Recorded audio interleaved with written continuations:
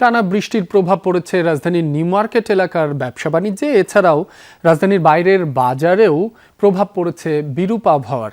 এ বিষয়ে আরো জানাতে যুক্ত হচ্ছেন আমাদের সহকর্মীরা। শুরুতেই রাজধানীর নিউ মার্কেট থেকে যুক্ত হচ্ছেন সহকর্মী তানভীর সিদ্দিক টিপু, দোকানপাট কি খুলতে শুরু করেছে, জানাবেন আমাদের।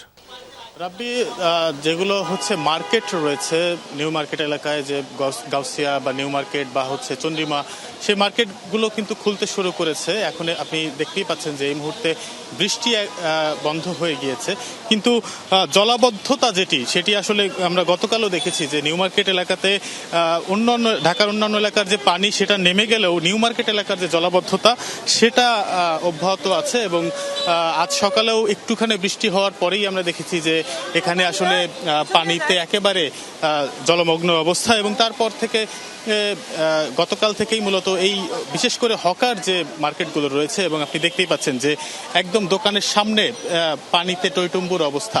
ফলে ক্রেতারা যারা আসবেন তারা কিন্তু আসতে পারছেন না, এমনটাই কিন্তু এখানে যারা ব্যবসায়ীরা আছেন তারা আমাদেরকে বলছেন যে ক্রেতারা কোনোভাবেই দোকানে আসতে পারছেন না।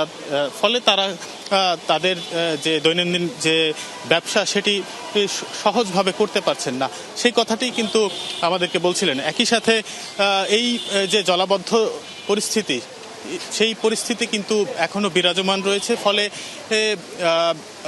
তারা এই বিশেষ করে এই নিউ মার্কেট এলাকার যে পানি নিষ্কাশন ব্যবস্থা সেটির দিকে নজর দিতে স্থানীয় সিটি কর্পোরেশন সহ প্রশাসনের দিকে নজর বা দৃষ্টি আকর্ষণ করেছেন, যাতে তারা এই দিকটি সমাধান করেন। কারণ একটি বাণিজ্যিক এলাকা, সেখানে যদি এইভাবে পানি আটকে থাকে, ফলে ক্রেতারা যারা আছেন তারা এখানে আসতে না পারেন, তাহলে কিন্তু বিক্রেতারা যারা আছেন, ব্যবসায়ীরা যারা আছেন, তারা আশঙ্কা করছেন যে এখানে একটা ব্যবসায়িকভাবে তারা ব্যাপকভাবে ক্ষতিগ্রস্ত হবেন বা ক্ষতির শিকার হবেন।